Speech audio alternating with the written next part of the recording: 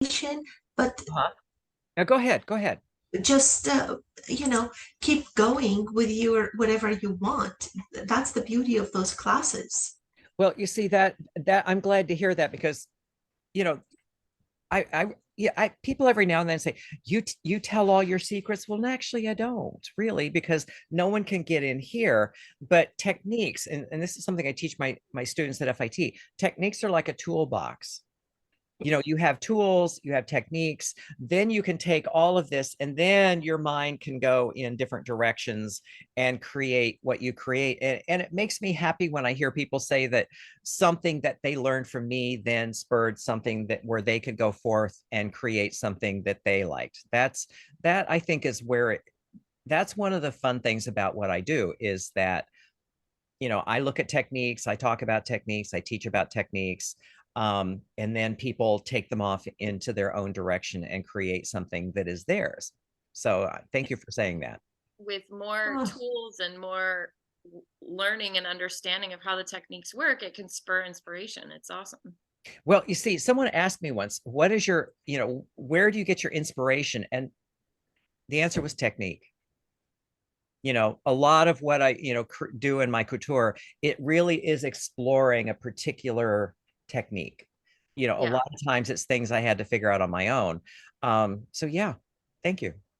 Okay, so other questions before we begin, because I think it looks like it's just going to be the three of us today, which is Yeah. completely okay. So Yep. as usual, I'm going to, collapse this thing down and share the screen. And so if you have questions, please don't be shy about asking. So there are three videos today. I don't quite know how they all run, but we'll be able to get through all the information. So let us Okay. Awesome. begin. Let's see, sleep, peplum, pattern making. Here we are. Okay. Where are we? There we are. Pattern making. Okay, so yes, so I will put this over here, collapse this down. So let us continue. As you can see here, I have the upper sleeve and the undersleeve.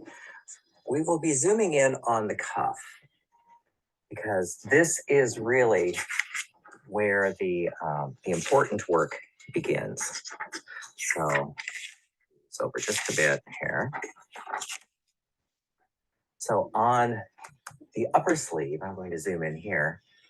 What I have done here, now you can vary these measurements, but I find for this particular sleeve, this worked really well. From the cuff, this is the finished edge of the cuff. From here up to point A is 3 inches.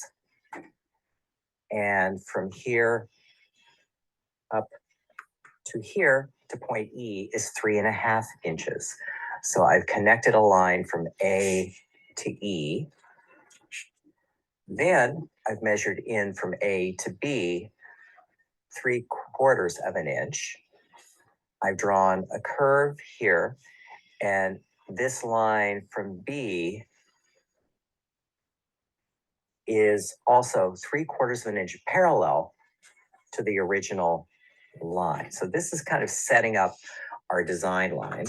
And so now looking at the under sleeve, I've measured from here up to point E is 3.5 inches.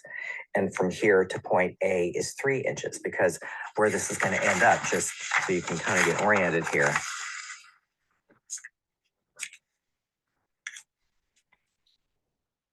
This point A will match that point A when it's constructed. So next, we're going to start drafting the different bits of information here and here.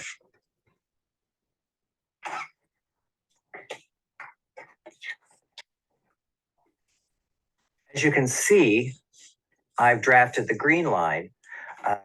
This line, point C to point H, is parallel to point E and G. This is 1.5 inches. So what I'm going to do next is I'm going to fold the paper along here and trace out this shape here, and it will extend out to here.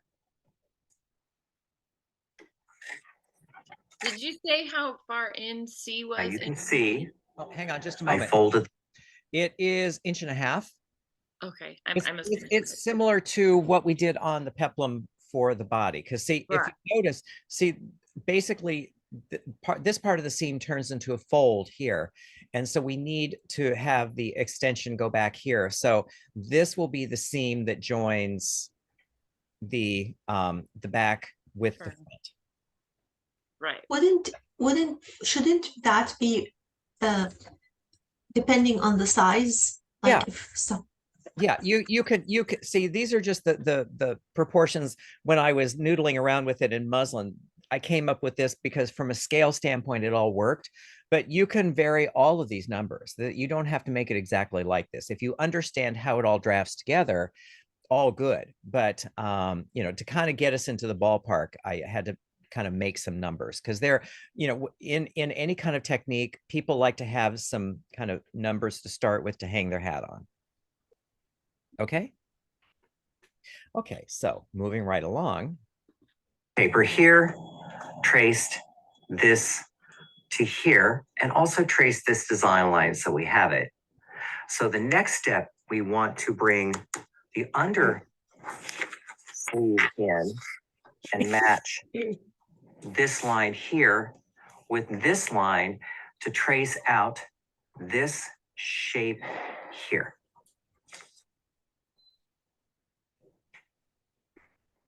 As you can see, I've traced this shape here on to here. And so we have some letters. This is point C, and that is point H. So you can see here, we have the back or the undersleeve and the upper sleeve.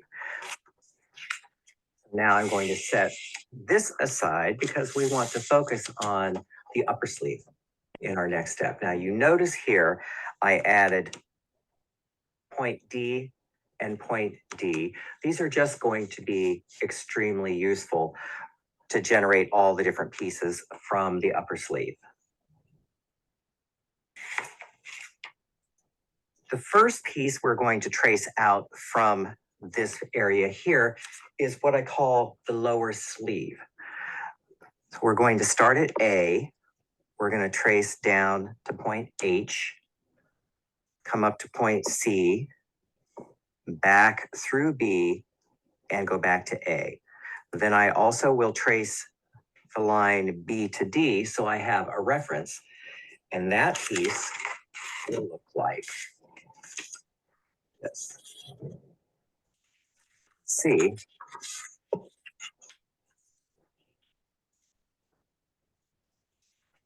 there we have it. So this is the first piece we generate. Now, the next piece is going to be what I call the peplum facing. So the peplum facing, we're going to trace from C to E, through C to point B, down to D, over to D, and back to C. So it's this upper area in here, and that is going to look like this. We have these two pieces generated from the upper sleeve. Next, we need to draft the cuff facing. So what I'm going to do is I'm going to fold the paper here and just temporarily tape everything together.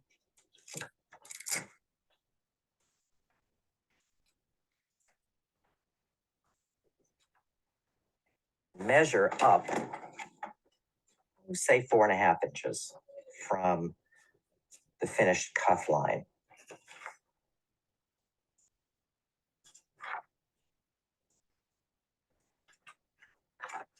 This is parallel.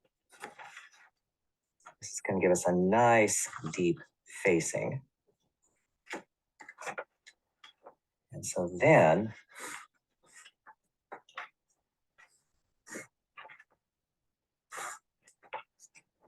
once I have that, what I will do is to trace off this line here all the way down and around to here and up.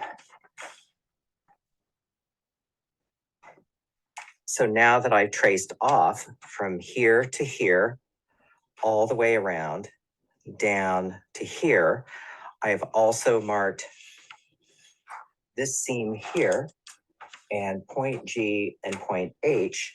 That yields me this piece here. This will be the cuff facing. Now, there are a couple things that I need to do to the cuff facing, but before I do that, I can then come over here and just separate the two sleeve sections.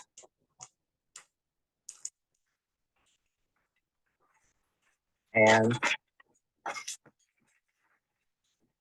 set them aside. Now, this is the cuff facing. Now, the two things that you need to do, first off, the favoring. Along these edges here, all the way along,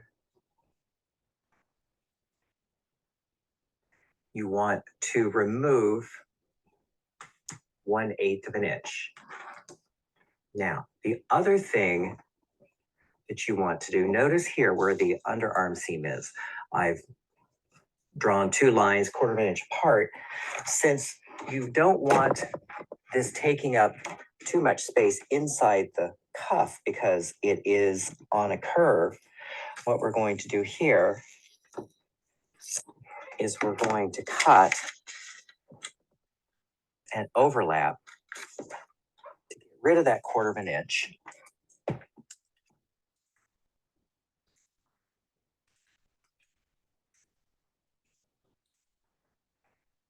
And so then this will be the new point G. So now we have our finished cuff. We go back to the main pieces. So on the upper sleeve, we have the main body. We have this piece here. We have, this is the peplum facing, this is the lower sleeve. So there are a couple things I need to do. First, I want to pair the body piece because really you don't need on the body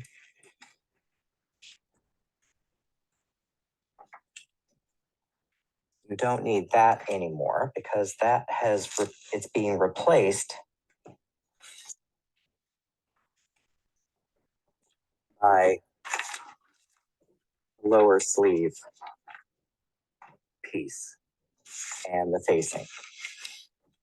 So then the other two things, and this is just a fun little thing that I think gives the sleeve a little more grace. You could construct it like this. You'd have kind of a straight line in your construction. And I'm going to show you that. The little video next is what that will look like if you don't do this next move.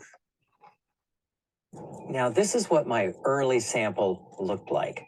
You can see the fold at the back just kind of sits straight. It doesn't wing out a little bit. So I'm going to correct it with this move. Now, as you saw in that little video, you can make it like this and it makes a pretty straight line, but what I like is I want a little more flare. So at this point, this is where you add the fabric.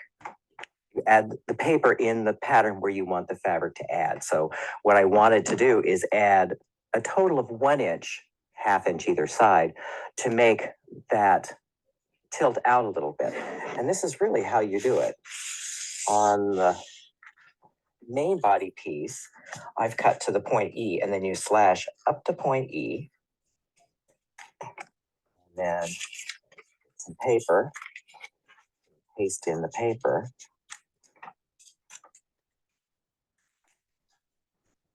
And you measure 1 inch. So 1 inch there to there.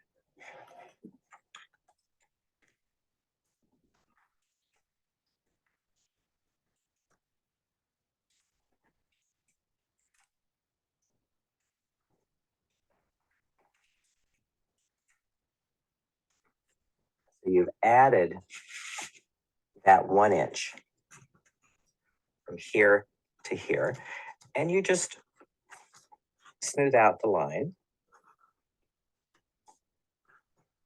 like so.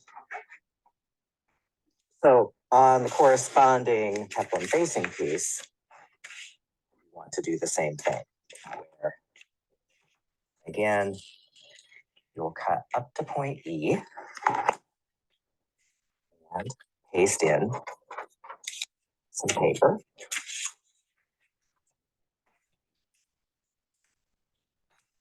Now, this is one of those things, I'm putting in 1 inch. You could choose to put in more, you can choose to put in less. What I would say is experiment because you are the designer. So again, 1 inch there. So they match.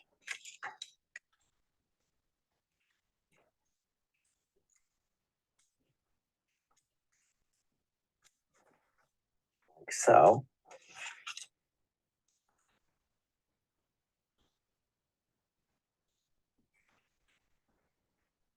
And there you are. You now have Curious, Kenneth. both pieces. Yes, go ahead.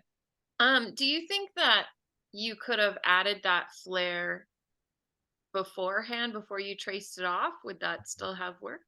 No, having done the pattern making on this, no, it really, it needed to be added after we started with the basic. Mm.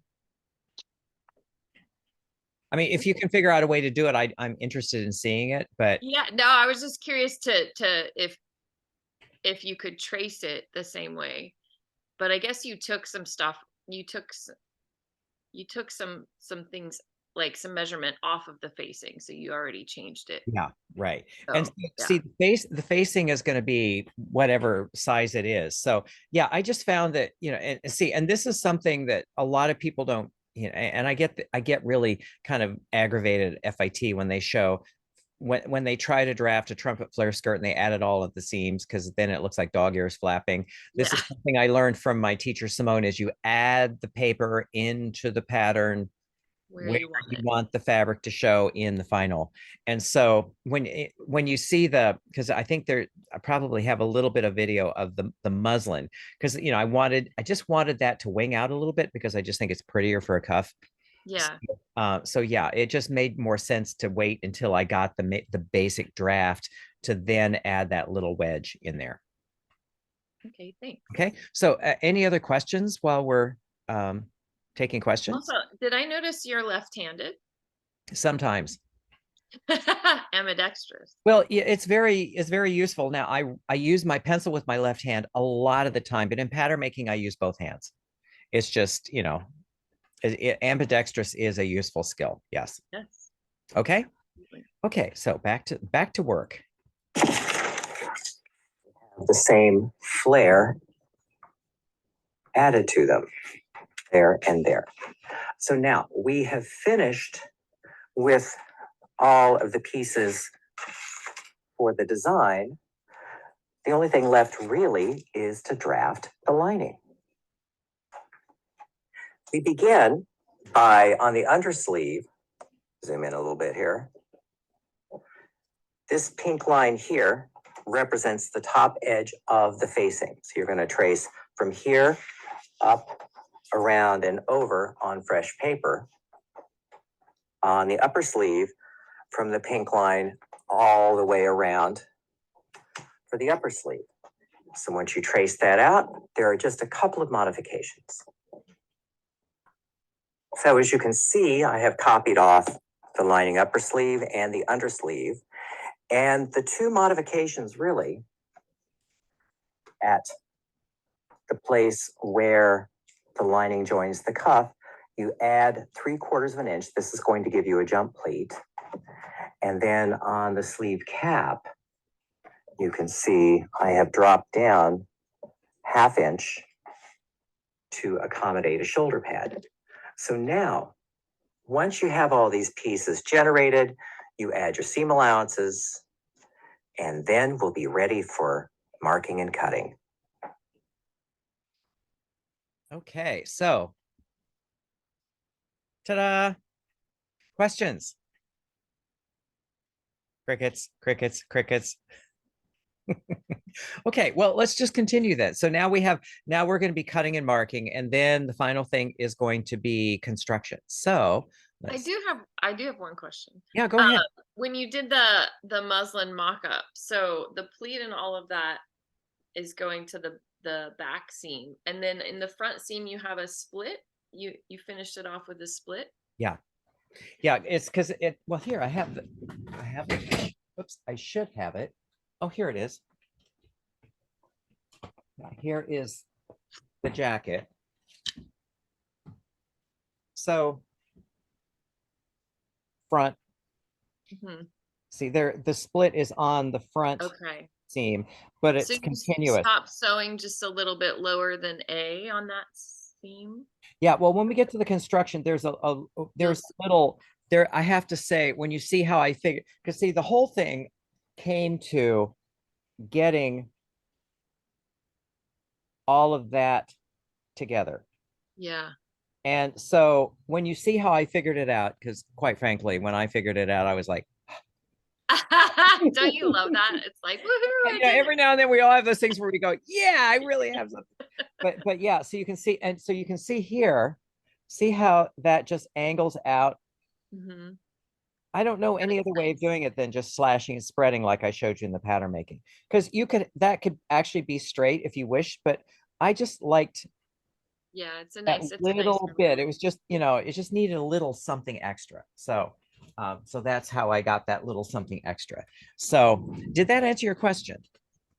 Yeah. Do you think that the split is necessary for construction, or you just like the look Like and it? wear of it? I think it's pretty.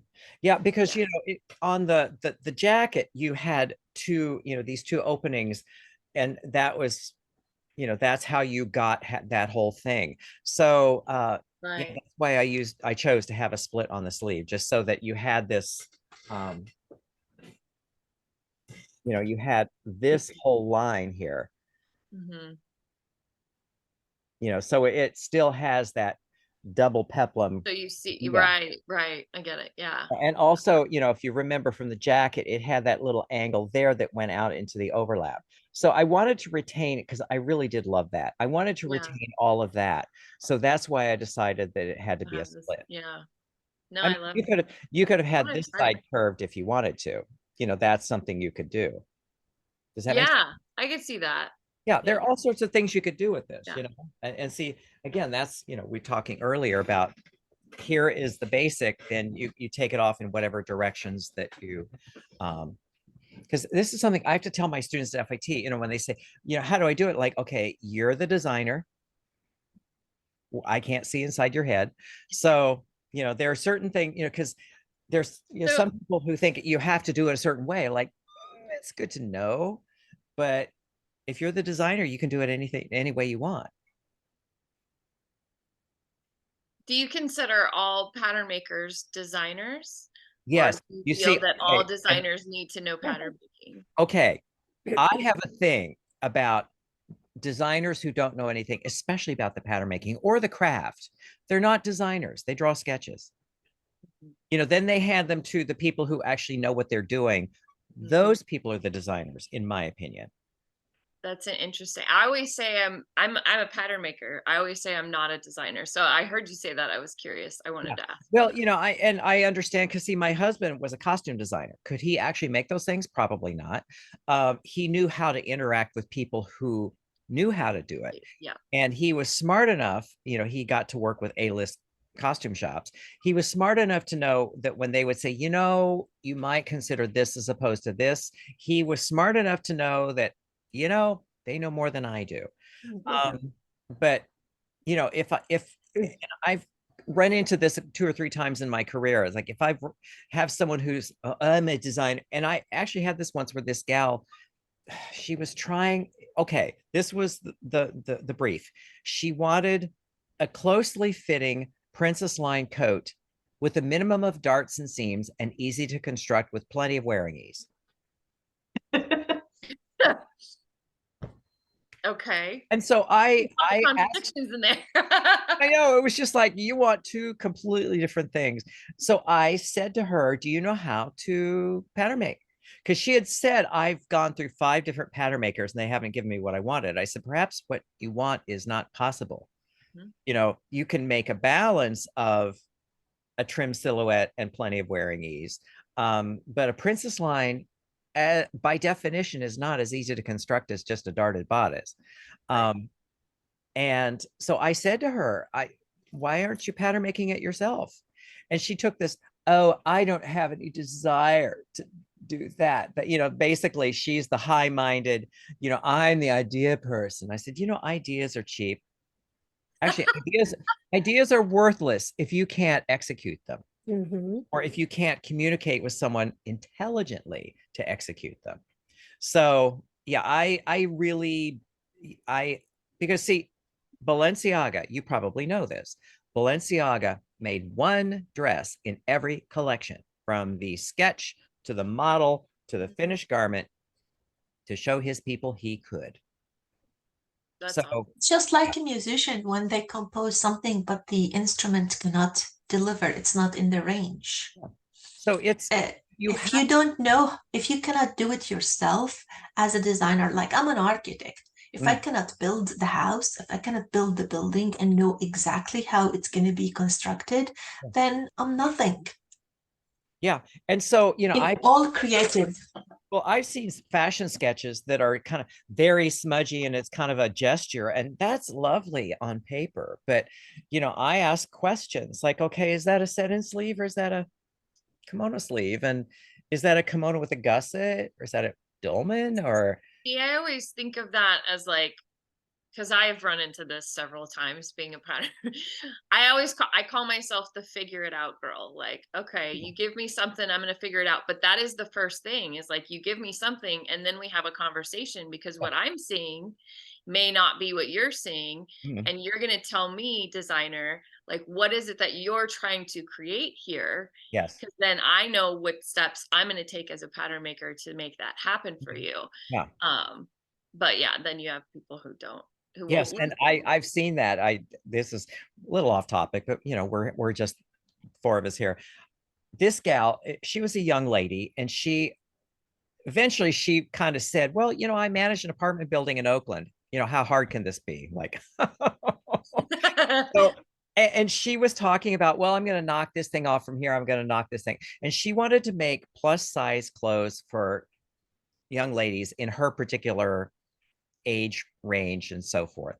So I said, so do you know how to sew? And she took this tone and she said, no, do you know how to sew? I said, you come to my studio and we'll show sewing. So she, and it was on a Sunday, she brought her aunties from Oakland, you know, the church ladies with the hats, you know, like the pillars of the Black community in Oakland. You know, they were these 2 formidable, kind of fearsome gals, you know, and they came with her, I guess, to see that I wouldn't try anything, you know, pull a fast one on her. So we're sitting in my workroom, and I said, so, you know, can I see your sketches? So she showed me these sketches, and they were just kind of outlines of things. And like, okay, so each sketch it's like, is this a kimono sleeve? Is this a set-in sleeve? Where are the darts here? Is this a stretch fabric? How are you going to get, you know, I was asking all of these questions, and, you know, she couldn't answer. I said, you know, what you might consider, if you really want to do this, is to get at least a little training, because, you know, I could take your money and I could give you anything and you wouldn't know whether it was correct or not. Yeah. And her 2 aunties standing there, you know, they had that conversation with her already, you know, and she just wasn't hearing it because, well, I have these ideas. Like, well, ideas are cheap. And so I showed her some of the things I made. I'm like, I don't have to steal money from you, basically, and just give you whatever. You have to know. So yes, so it's a complicated conversation, but I do think I agree with you that you have to, you know, like, if you're going to build a building, you better know how it's going to stand up.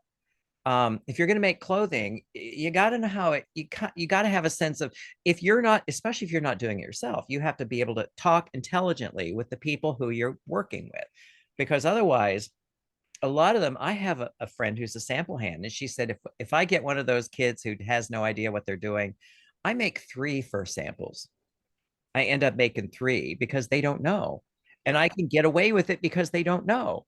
But if I get someone who comes in and says, no, this is a self-facing and this is a bellows pocket and it has 2 pleats on it. And she says, then we only do 1 because, you can't pull the wool over their eyes. So there we go. Okay. So philosophy aside, let us continue. No, I was curious because you said, because you're the designer, which I Yeah. maybe I shouldn't, but I tend to correct people. I mean, I design things that I like, but I don't consider myself a designer. Okay. But I think that there is a modicum of style and flair that a pattern maker has in translating a design as well. Yeah. Mm-hmm. Well, but you see, a lot of times with these students, they are designers. That's what they're here for. That's word FAT for. Like, you're the designer. You tell me what do you see in your head? And if you can't see, and I tell them, you see, the reason I work for myself is my drawing skills are so bad. They're Yeah, I have horrible sketching. And I just, technical drawings. I'm like, team goes here. I use half skill. I Yes. design on half scale. That way I can do it. But I can communicate an idea in half scale, but I certainly can't draw it. So Yeah. Yeah. So okay. So other questions before we continue? We good? Okay, so let us continue. Now we're going to start cutting this out and constructing. So the sewing, here we are. Okay, so we're off and running here.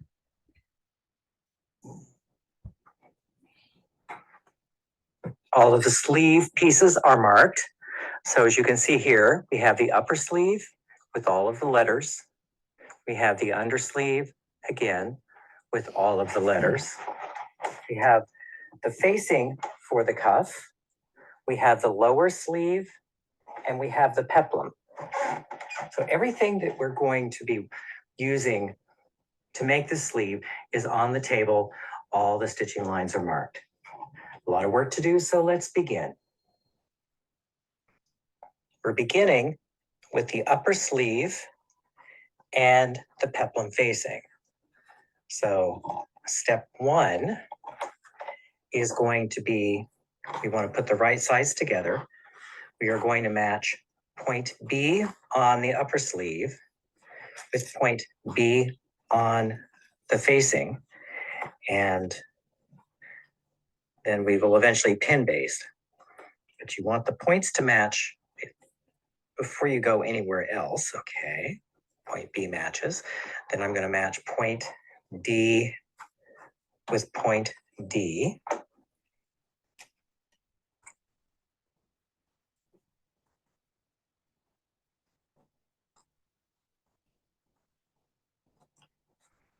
And then I'm going to pin all the way around, pin baste, matching the stitching lines. And if you don't have a corresponding point on the other side, that's not going to hang you up. As long as the seams pin together properly, you'll be fine.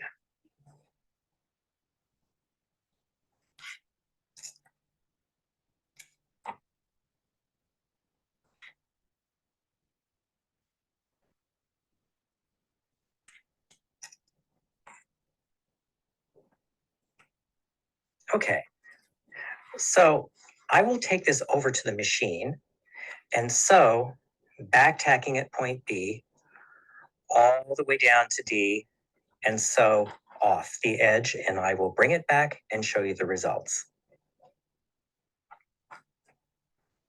Back from the machine.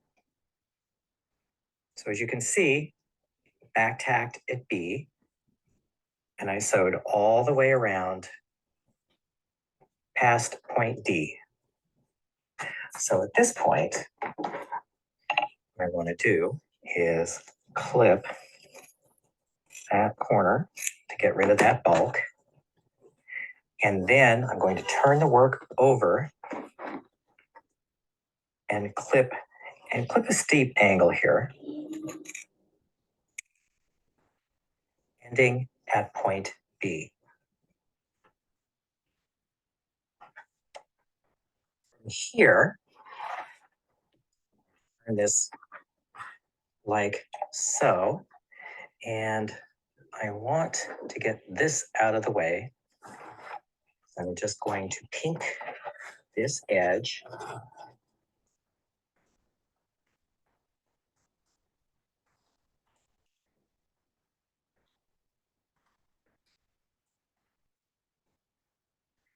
That's what it's going to look like.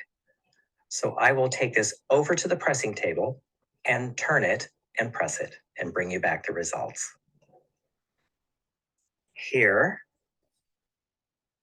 is the work turned and pressed. So next, what we want to do is to bring in the lower sleeve, and we're going to join points A and B to here and sew that seam. So what that's going to look like, making sure everything is right sides together. I'm going to start from this side and pin baste that seam. There we go. Accuracy is everything here. And then there is point B. So let us match that up to point B. There we are. So I will pin that. And we will go over to the sewing machine. You can see here, I'm using my generic adjustable zipper foot again, and the needle is to the left of the foot. But this is a very short stitch, or short seam actually. And I like to use a short stitch, like a 1.0, 0.75 to 1.0 to make this really strong. And so we're going to start right on point A.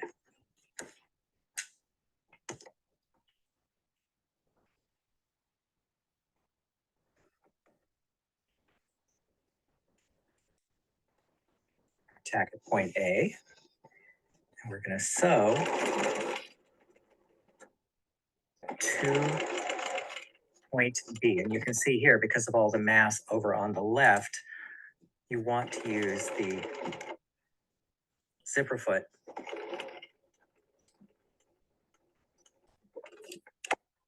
It just keeps everything in place where you want it. Now let me take the work out and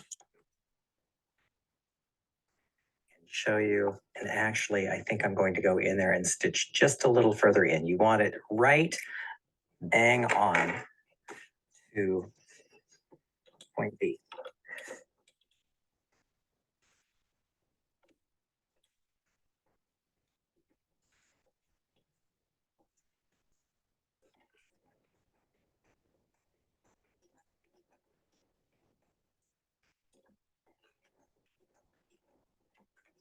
Okay, now you see how I pulled that aside? That's kosher. You can do that. So let me just trim the threads. Let's have a look at the results. Yeah, it goes right where you want it to go. So back to the work table. So here we are. What I did off camera is I trimmed down that seam allowance to about 1/4 inch. So now, to show you, this, the under or the lower sleeve, turns like so. When we turn it right side up, there we have that nice corner. Now I'm going to go over to the pressing table, actually. I'm going to go over to the pressing table and press both seam allowances up, and I will bring you back the results. So here we have the results of our pressing. So at this point, this is where we want to join the back seam of the upper sleeve to the undersleeve. So I'm going to turn this over. We're going to be matching point E.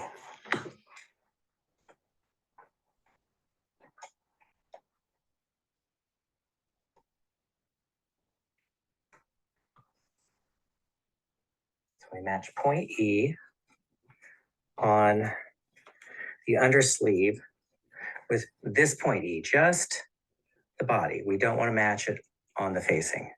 Don't want to catch that in this seam. So point E, we're going to pin. And then I'm also going to match the seams.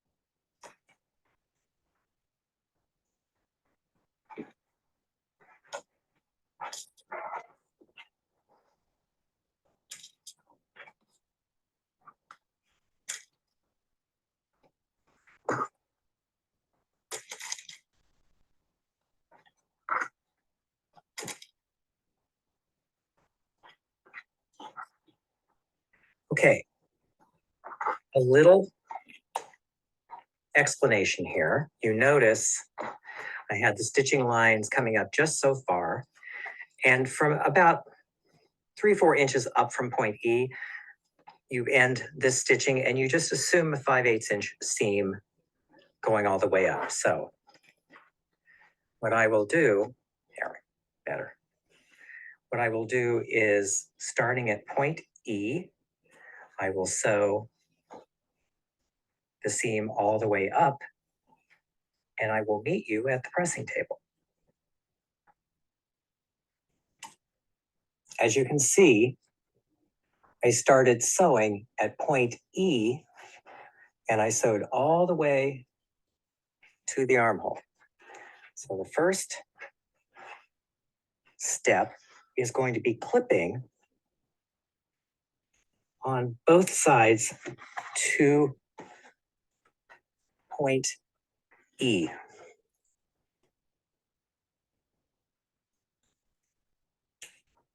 That's going to free up those seam allowances. From here, we press it as sewn, and then we want to press the seam allowances of the seam open.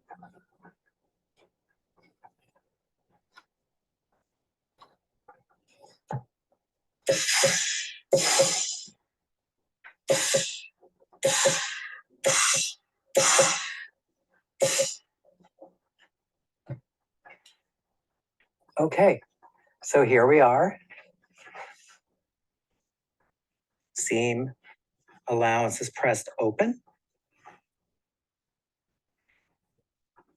And you can kind of see, giving you a little preview of where we're going. So with this, we go back to the work table. So I'm just going to stop here and check in and see if everyone is following. Is everyone okay? Yeah, this is Okay, great. great. Okay, we'll continue. So we're back from the pressing table. So now this is where our little peplum fold shows up. So I'm going to turn this over inside out. And so this is where we want to start matching points. So we're going to match point C here with the point C there and point C here. So we've matched all of the points C.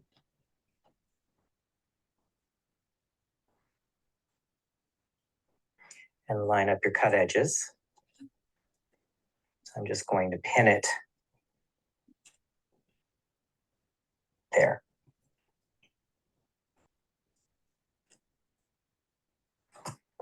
There, turn it this way, easier to see. Okay, that's matched up. So line these up. Line up this with this and this with this. It's a little fiddly, but line up that. And then we line up point G. Oh, I mislabeled that. This should be point H, but line up, sorry about that. Line up this point here with that point there.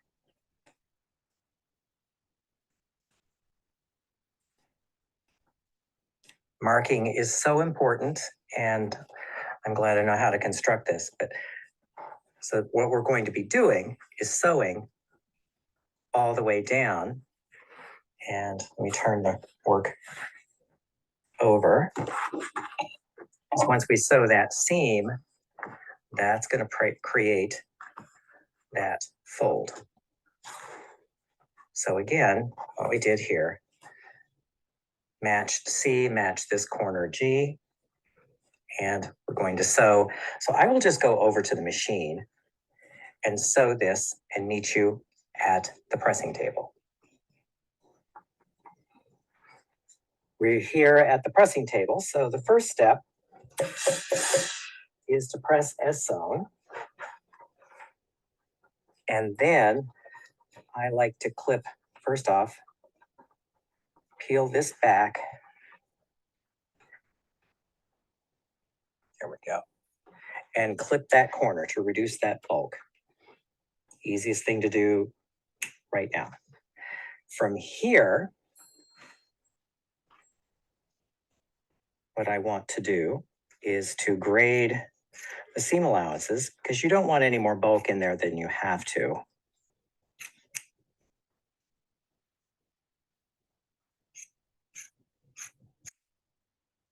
Like so.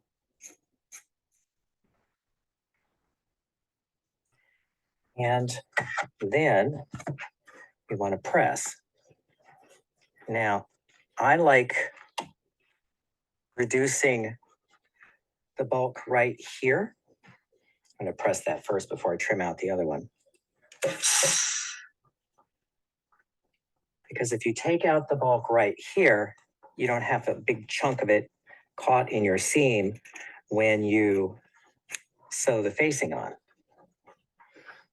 So there's that. And then we press the seam allowances towards the lower sleeve piece. And this is where using the sleeve board and the seam roll is going to be very helpful.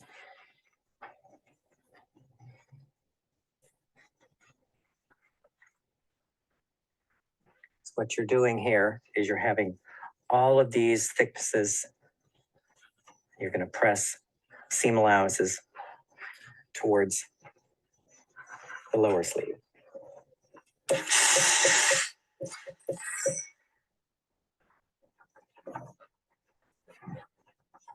Okay, so now let's take this away. Now let's turn everything over.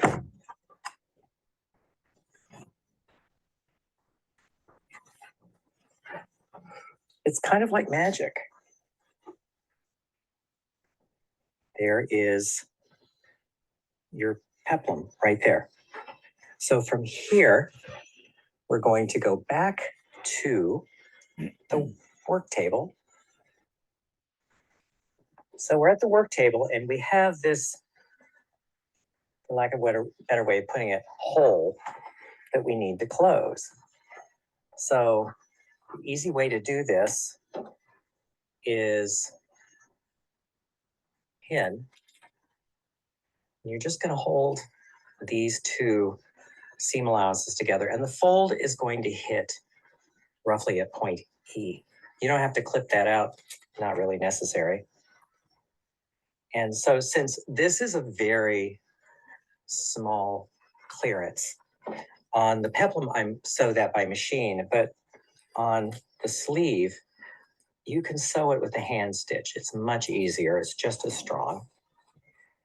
And so that is what I'm doing here. So this will hold all the layers together. It will hold the pleat intact.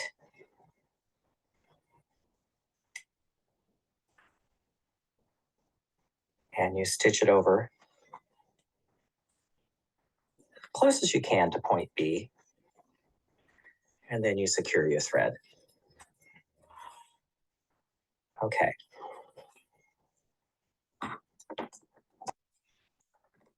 Now, let's turn this back over and revel in what we have created. But we're not done yet. At this stage, we need to add the facing. Here we have the cuff facing, and we have both points A. And there's a point A here and a point A here. So I'm going to begin by matching up this point A and just a little preemptive bulk reduction here. I'm going to trim this down so there's not quite so much seam allowance in there. So there's point A, and we're going to match it to that point A.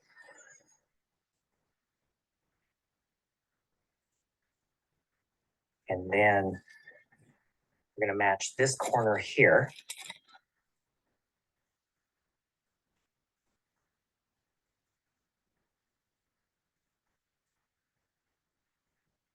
There, that's it. That corner. And then we're going to match all the way across. And what you can see here is how the cuff is a little bit shorter than the facing is a little shorter than the cuff.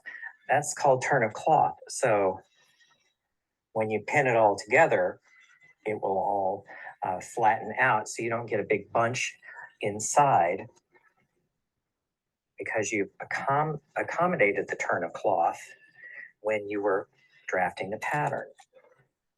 So let's just see, will that match? Yeah. Okay, there's that. And so we're just matching the stitching line Kenneth, I'm curious, do you think all that the way it's up.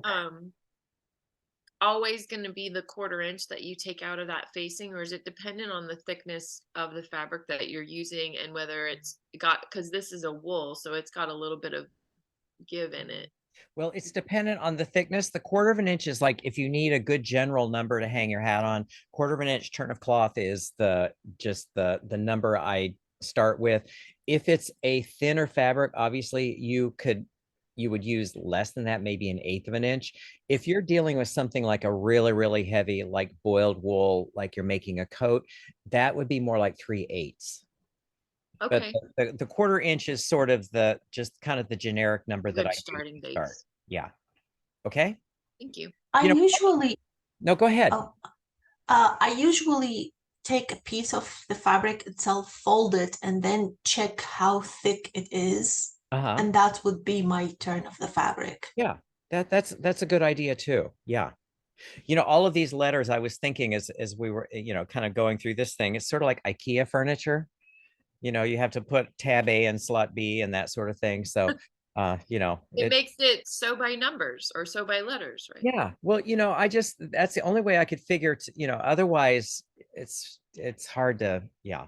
It's easier if you can match points G and point G and so forth. But yeah, it is like IKEA furniture. Okay, so It's also the Burda, yeah. all their pattern when they are on the magazine, they do have all the matching numbers. Well, it just makes sense, really, if you think about it.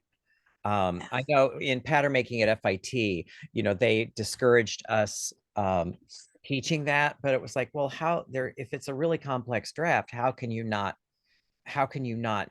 have any kind of reference letters? So I used to teach that, to my students. So, okay. So other questions? Okay. So back to work.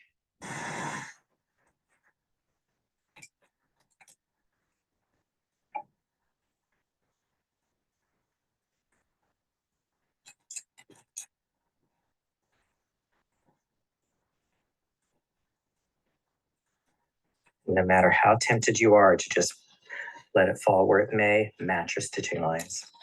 That's why you mark them. Okay. So here we are. We're going to start here and sew and back tack at point A. So I will meet you at the sewing machine to do so. Now I'm starting right here. Notice we're not sewing this seam here. You'll see why in a few minutes. But we're starting. We will sew.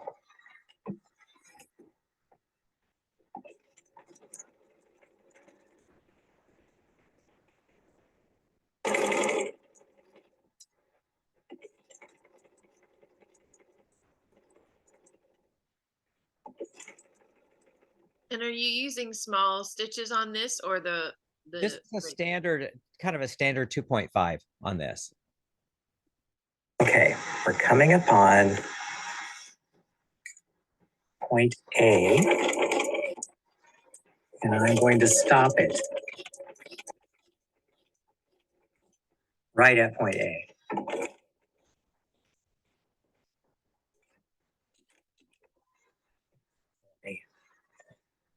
Remove the fabric from the machine.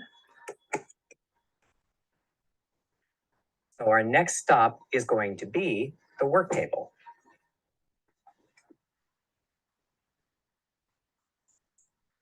So I've trimmed off the threads. So now what I want to do is I want to come in and make a slash right to point A. Now, if you lose a little bit of this seam allowance, no big deal. You can get rid of that, but that is going to be helpful. And also clip through all layers, not just the top layer. Right to point A. If you get a little mismatch there, that's not going to kill you. That's a facing. So from here, I'm going to take my trusty pinking rotary cutter blade, fold all of this back, and trim.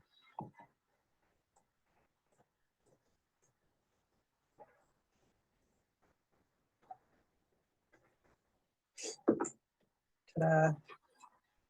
Okay, I will go over to the pressing table, turn this right side out, press it, and bring you back the results.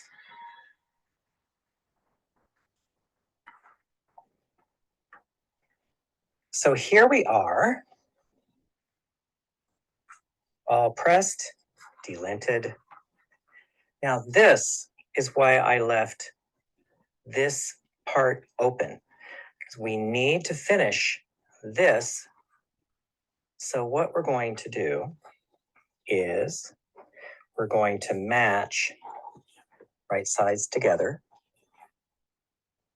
point A with point A.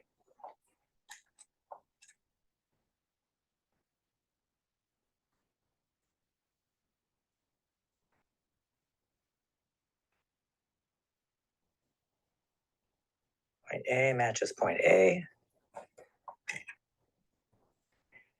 And I'm going to pin matching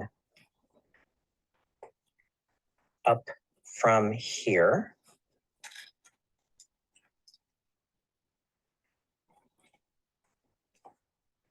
This is one of those, when you see this, how this works, you're going to think, wow, that turned out nice. I never would have expected it would finish like that.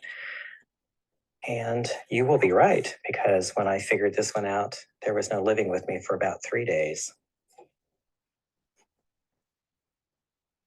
Okay, so the front seam is pinned to point A. Now, all of this turns back inside out.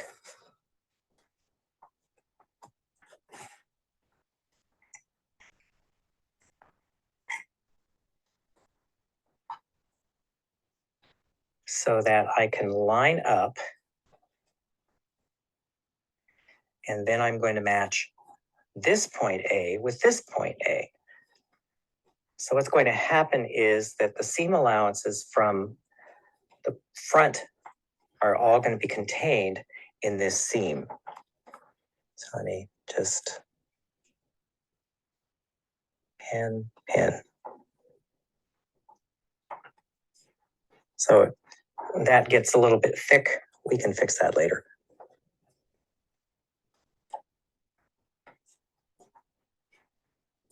And then we line up this stitching line.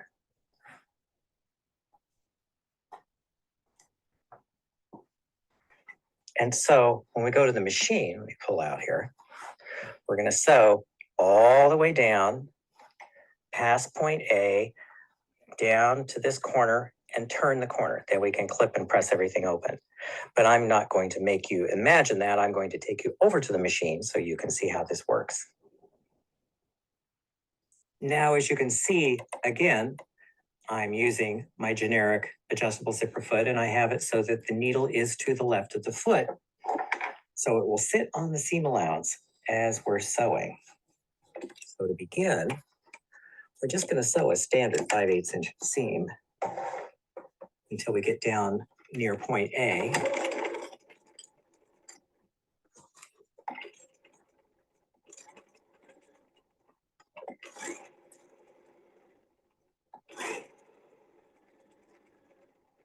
Okay, we're getting near, as you can tell, it's all very close to the camera. We're getting near to the facing. So this is where we use the stitching marks as our guide.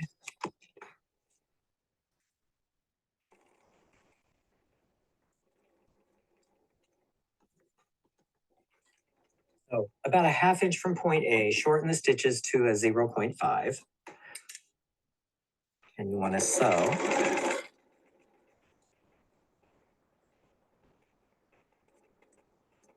About a 1/2 inch past, then you'll lengthen your stitch length to the standard 2.5 again, until you get, I'd say, about a 1/2 inch from the corner. And then you shorten that stitch length to 0.5 to 0.75 again. And then, bam, there we go, yeah. So we'll get down to there. Turn. And so about a 1/2 inch. Okay. So let's turn, have a look at what we've just sewn. So as you can see, we sewed all the way down past point A with short stitches, all the way down and turn the corner. So to turn it over, we have a little teeny bit of mismatch. I'm not going to sweat that. So let's go over to the pressing table. So here we are at the pressing table. I have pressed everything as sewn. So what I like to do here is, first off, actually clip this corner. Then press this back.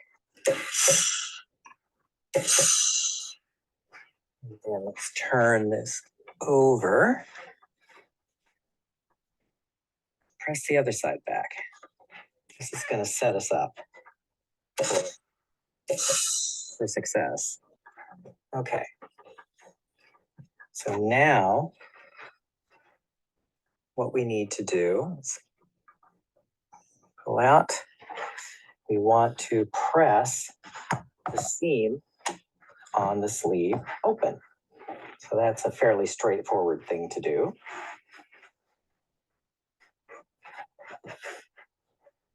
Now, this is a rather narrow sleeve.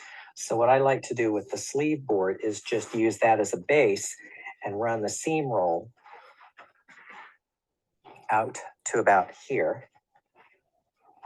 And then above this, above point A, above the cuff,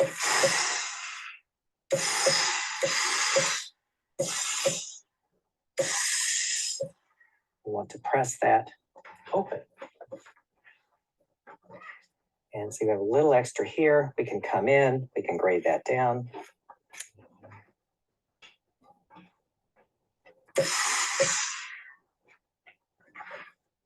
Like so. Okay, now from here, this is where I'm going to change camera angles, so bear with me. Okay, so let me orient you here. This is the cuff facing. You can see this is the upper sleeve. And you can see there is all of the detail. So the object here is to turn everything right side out through that opening. So what that's going to look like, I like to start with the corner here because you can see it and turn this through. And while I'm here, just take the point turner and give that a little nudge. So then you can see everything is turning through that opening.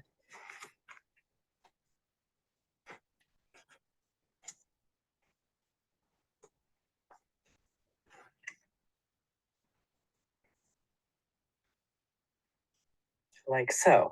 Now that you've seen it, I'm going to do it again, just so you can reinforce it. So again, upper sleeve. This is the opening that we want to turn everything through. And you lead with the corner here.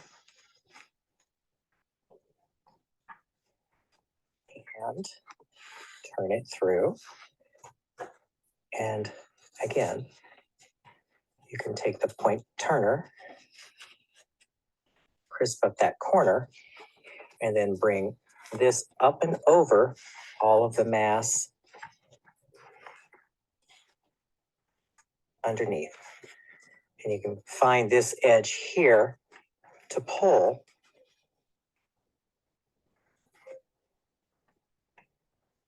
So there you have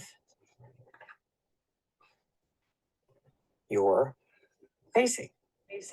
The next stop is pressing. But in order to press, I like to turn this right side out. So that is what I will do off camera.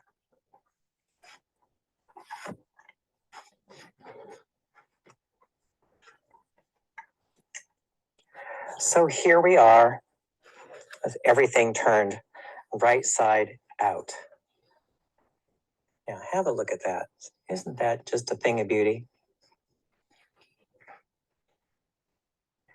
And see how nicely that finishes up? I'm going to stop it here just to orient you. All of the seam allowances face into the cuff. You may have to make a clip up here so that all of this above presses flat, but for this portion here, all of the seam allowances from this side and this side all face into this direction here, just to orient you. So the next stop really is pressing. And I would normally press this with a pressing cloth, but since this is a sample, I'm going to press it with a bare iron. So let's begin. And start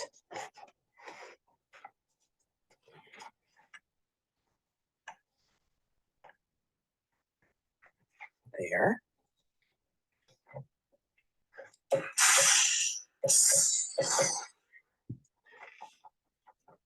And work our way around.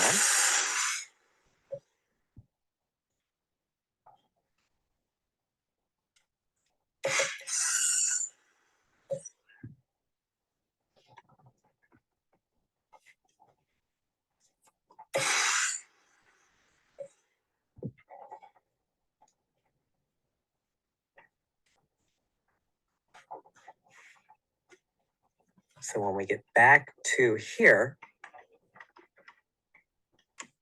there we go. Okay. When we get back to here, you want to make sure that this seam favors towards the facing when you're pressing.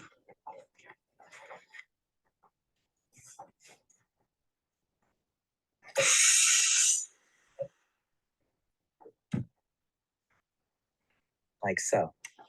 Now, I'm going to show you again my little trick for making these corners sharp. When you want a sharp corner, take a needle and some good heavy thread, and you grab the corner of the work. Sometimes you have to really work at it to get it there. If the fabric is thick like this. So you have that. So then what you're going to do is hold that and pull as you're pressing. So this is what that looks like.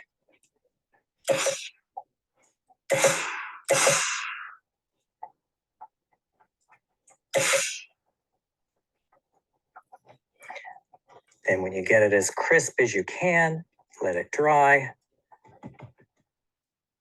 And then you just pull the thread out. Hopefully it doesn't tie a knot before you get it out. And there you have a crisp corner. So let's go back to the work table and survey what we've just created.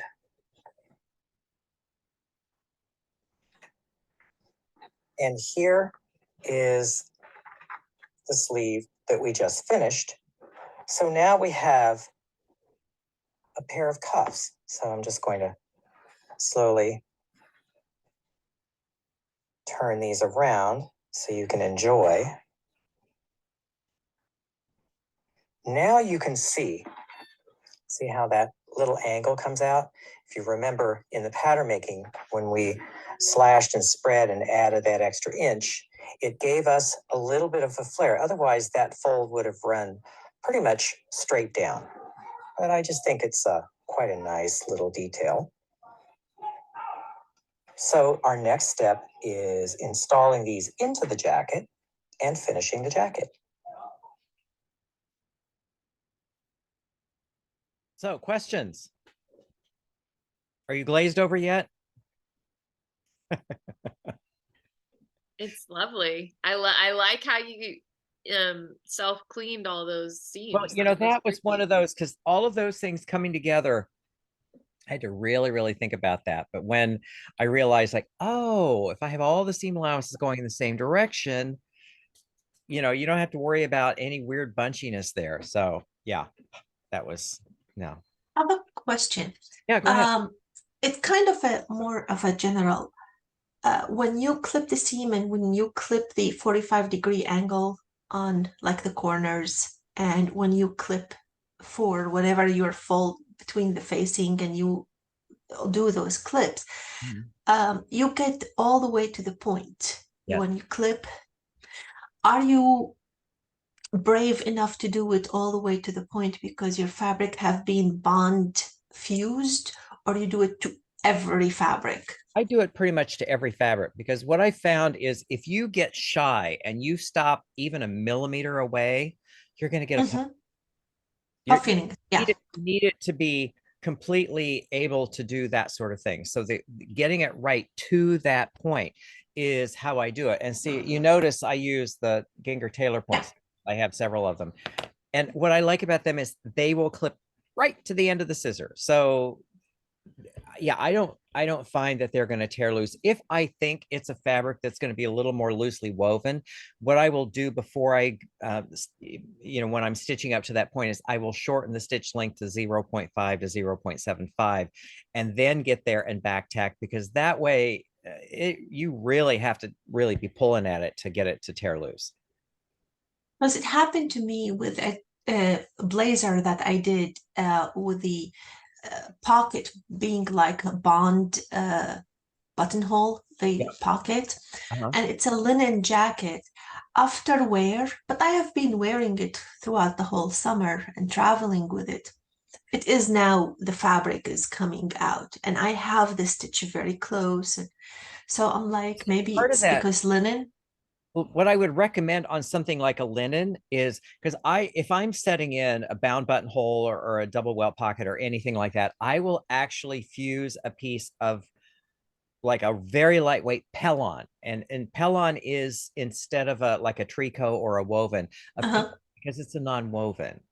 So with Okay. Pellon and the extremely short stitches, you're less likely to get something that's going to tear loose over the life of the garment. Thank you so much. Okay. Appreciate it. So other questions? Yes, Yeah, I go ahead. like when you took the needle and the corner and you kind of pulled it. I Yeah. love Well, my teacher Simone taught me that years and years ago, and it's just it's a crowd pleaser whenever I show that. it. Okay, so I've done that and I've known that, but I've not, I like the thing that you do differently is using the iron at the same time. yeah, it just it just when you pull it and put the iron down, it just sets it. Yeah, So nice. okay, so let us finish up with this jacket here. So here we are, and don't have much longer to go. So we are finishing. Now, these cuffs look a little plain, so I want to add something. Before I install the sleeves into the jacket, one thing I did is, as you can see here, I had a buttonhole worked and I added a button because there are buttons on the front of the jacket, and I think that would look much better to have the button on the cuff as well. Now we're going to construct the jacket. We install the sleeves.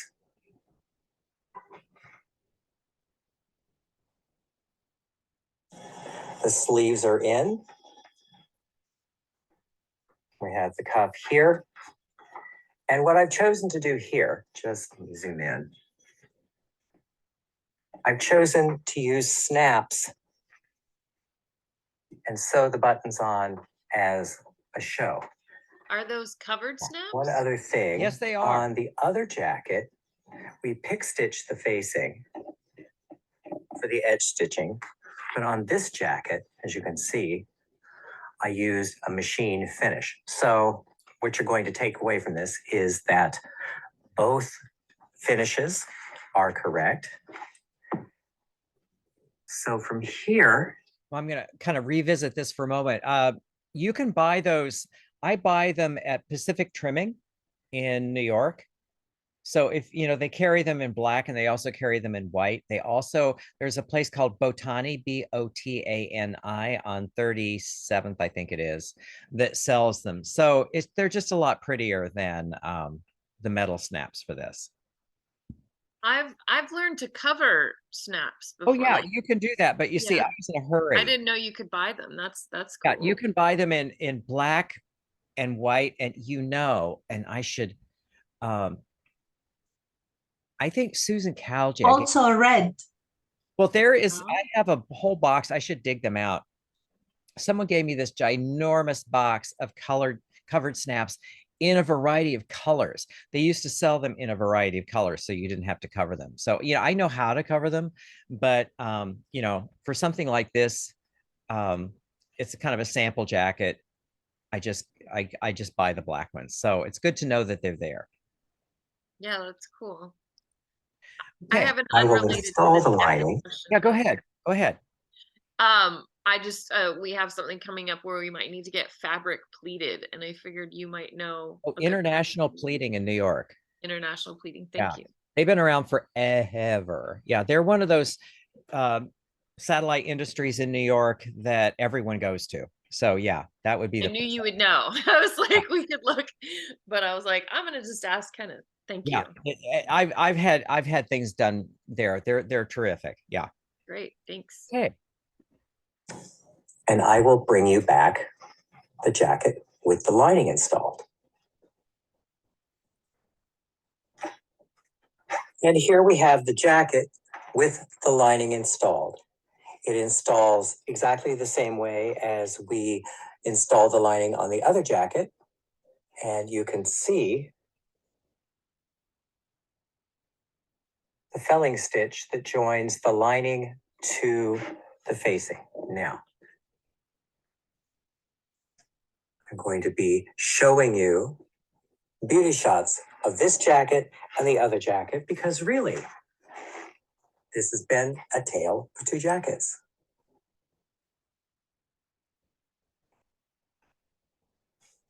I call this class A Tale of Two Jackets because I began with this jacket first, and I wanted to understand how this particular peplum worked. So figuring out how to make this particular detail on the jacket was quite fascinating and interesting.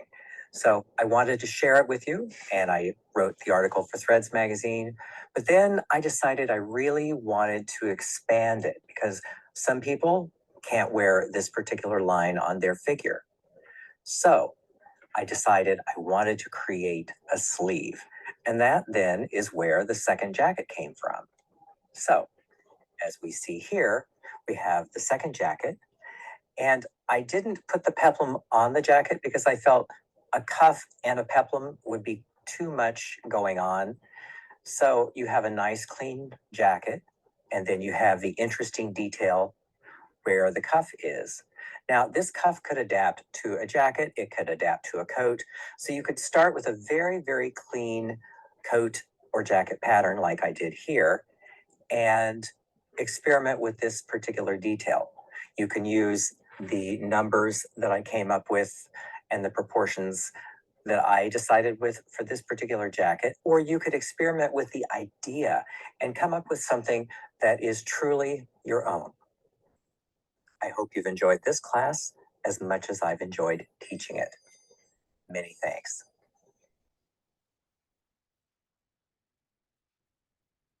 There we go. And ta-da. Yes. And So, I love your class. Thank you so much for your time. I really Thank you. appreciate it. so are there any more, any questions from people? Questions, comments, thoughts, hopes, fears, dreams, desires? Um, I- can I just say something? Sure, if you wish. The letters like the A, B, C, D. Mhm. Oh my God, I just love it. I thought because I'm new to like sewing, I've done a little bit for myself. I really appreciate your work, and I want to say thank you so much. Thank you. You're very kind to say that. Thank you so much. You're So welcome. I see we picked up another one. Beverly, are you listening? Are you here? I see she doesn't, where is- well, I don't see her on camera, but okay. So think yes, Beverly's the one who can't, is she the one who can't talk? yeah, it could very well be. Beverly, are you let's Might see, Put chats. in the chat. Let's see, where is now that's the fun thing. Find the chat here. Yeah. Let's show chat. Okay, so Beverly, I think you were the one that couldn't talk on. Do you have any questions or whatever? Because we have recorded this whole thing. We're finishing up now. And so as usual for everyone, I will, once we close the meeting, I'll download, the recording of this, and you'll get that plus the 2 videos or 3 videos that are contained here. And I do not live in a high crime area. I just have to say that because, it seems like every video I've done this was like, there's always sirens and such, but you do have a question. What's your question, Beverly? But yes, I live, a firehouse is a block away, which is such a comfort. If God forbid there was something really, they could get here in a hurry because they are a block away. Of course, I'm awakened like in, weird times of the night where, but I wake up and I hear it and I just think, well, it's a comfort knowing they're so close by. So, okay. So Beverly, what's your question? She's So typing. while she's typing her Yeah. question, I have to say something. Yes. Thank you so much for the class. When you were talking about teaching your technique, Mhm. I originally was taught how to sew because I was size 0 and I'm 5'10, I'm 5'11. Yeah. Mhm. So there's no clothing for me. Super skinny, used to be called Olive. Uh-huh. Uh, Bad. So my mom and my aunt taught me how to do sewing, and I'm sure that you probably have seen it either in the Thread magazine or with Susan Khalji, like that panel skirt. I made that skirt. I was 14 years old. Oh, wow. Like the Viennette, patterns. Huh? That's what I drafted when I was 14 and up. We had that bayonet book, and I will be drafting those patterns and make them. I feel guilt that I'm unable to help with the club with the Susan on the Facebook, because for me, I'm not, I don't have that set of mind that I will be able to sit and write an essay how to do that technique. While in my area in small Carmel, there's no one who's interested in any of those techniques. Yeah, that's crazy. It is. But I feel a guilt that I have all of these technique in that little brain of mine that should be, you know, shared, because otherwise it will disappear. Okay. Well, you know what I would recommend is, have you considered articles for threads? I'm not going to sit and write an article, an essay. For me, my brain is not for writing. Okay. Well, but you see, the thing is, if you have knowledge, see, this is something, Yeah. they have these people called editors. Yeah. And so, you know, it's something, I'm not saying you have to do it, but it's something you Yeah. might consider, because there's several people that I have recommended to write articles, and they say the same thing. Oh, I'm not a writer. It's like, well, you don't have to be a writer. Yeah. You're right. And it's something to think about. I'm not saying do it or not do it. No. It feels good to do it. But understand that, I even, they edit my things. Yeah. I write pretty tight, but it's the editor that gets it into a form that then the readers can understand. So, if you are so inclined at some point to share what you have a whole audience of people out there who want to know what you know. So something to think about. Yeah. Thank you. Yeah, Okay, I will. so let's see. Okay, Beverly writes, preemptive grading. How does this fit with couture and bespoke having larger seam allowances to accommodate possible? Okay, not to worry about. So preemptive grading that's something I would do on details. I would do that in areas where you don't need that seam allowance if you need to let something out later. So that's something you do judiciously. And so, like if you have seams that sew into intersecting seams, a lot of times the preemptive grading works really well for that sort of thing. Like on the adding the facing to the cuff, you don't want a lot of bulk on that edge. So that would be a place, because the cuff doesn't have a seam that you're going to let out. So you're on solid ground if you're doing a little preemptive grading. Also, if I'm installing a sleeve, if I know that, so not on major vertical seams, actually, I've done it around arm's eyes, but see, part of I try to avoid it on major seams. Around an arm's eye, again, see, I work out a lot of the fit in the muslin to begin with. And so, a lot of times you're letting out circumference in the torso, not so much around the arm's eye or necessarily the sleeve. So I would do it in the seam allowances on arm's eyes, but I wouldn't do it on any seams that you may need to let out later. Did that answer the question? She's typing. So yeah, and also see, the other thing, I always like to kind of do this kind of disclaimer. See, Susan Calgi and I come from completely different backgrounds. Susan worked at a couture house. She was trained in the classics of a couture house. So her method of working is a lot different than me. I came from window display, which I imagine to a little tiny bit as like costume design, because the whole thing with window display was you don't put the time where it doesn't show. And so, there were, when I think about, big lavish drapes, especially in the holidays, like none of that was sewn. It was done with a hand stapler and hot glue and duct tape to hold up the hem allowances. So, you know, we come at this from completely different ways of looking. And so, you know, there are certain things like hand overcast seams. No, we put a lining in it.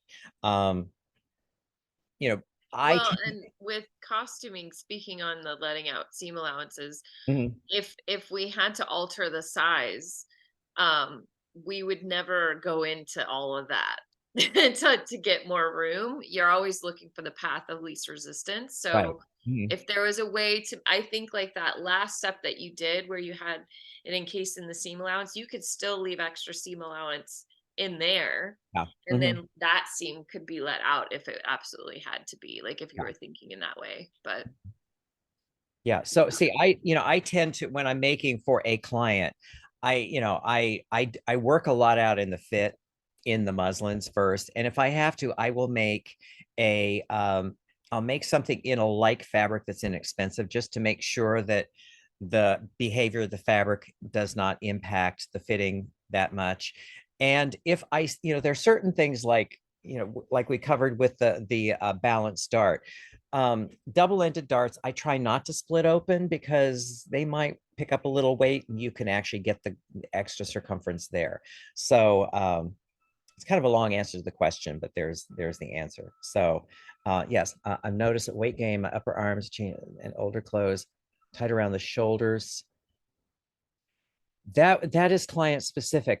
That's what I would say. So Beverly, was my answer helpful to you? Because it's because, see, one of the things I know, not to, this is in my own experience, because as I'm getting older, so I don't look like a hot water heater, I'm doing a little more weight training on my upper shoulders.